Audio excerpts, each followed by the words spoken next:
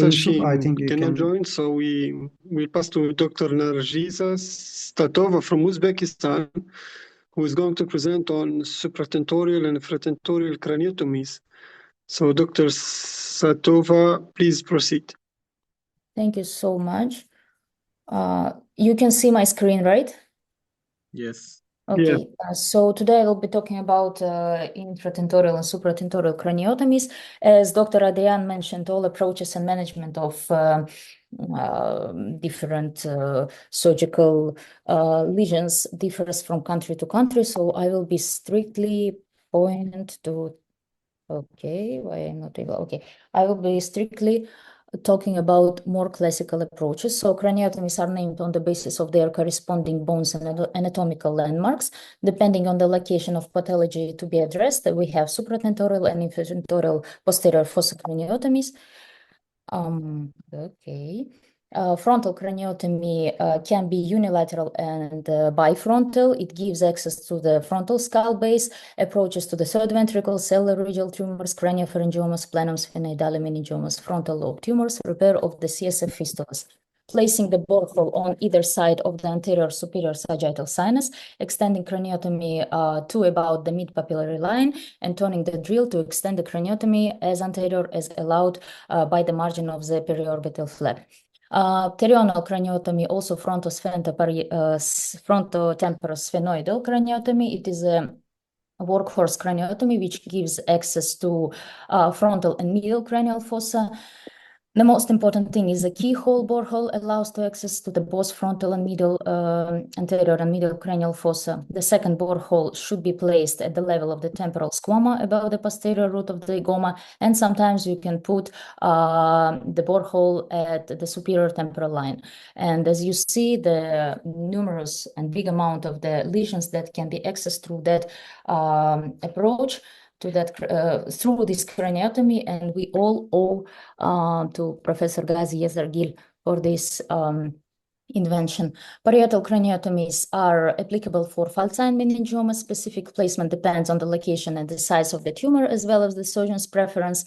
Boreholes are typically placed near the midline and around the superior sagittal sinus.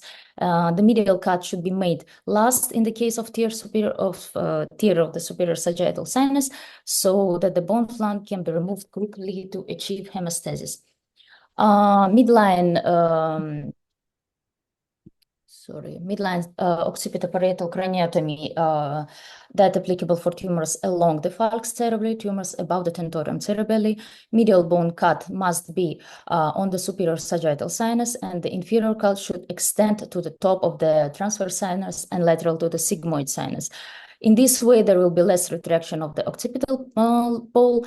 If there is a significant hyperostosis, it is the best to use high-speed drill with a diamond bore.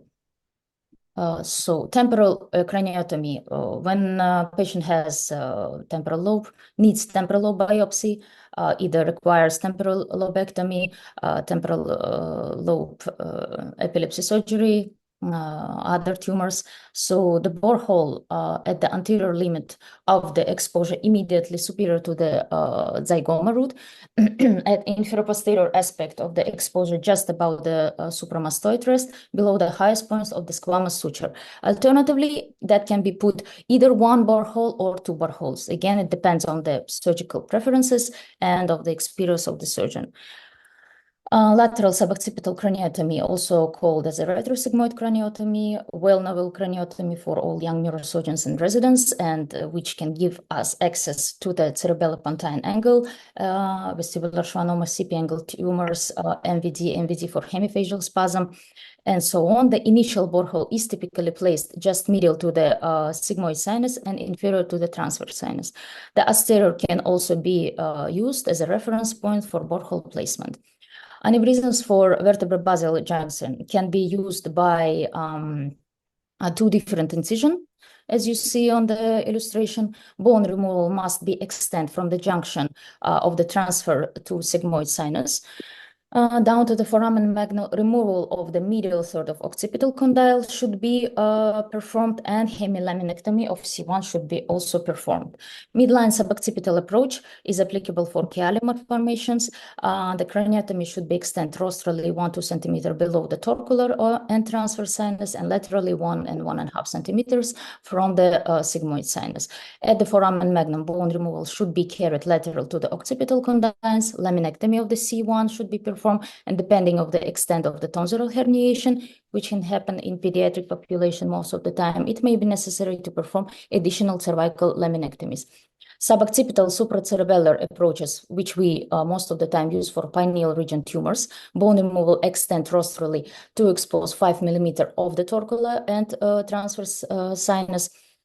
Laminectomy of C1 and the head maximally flexed so that the tentorium cerebelli should be parallel with the surgical line of the site. Medulloblastoma and ependymoma. So the patient hand should not be flexed as for supracerebellar approach.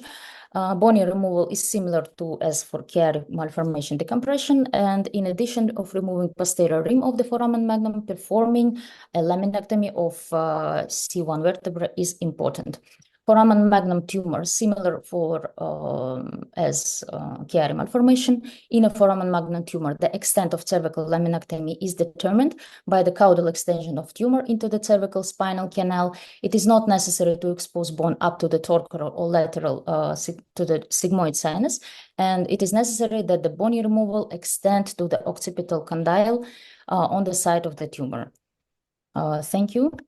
I finished my presentation. I just want to tell that I haven't mentioned anything about minimal invasive because I didn't have much time.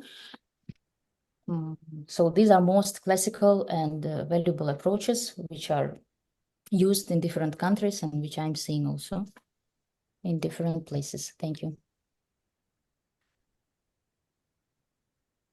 Thank you.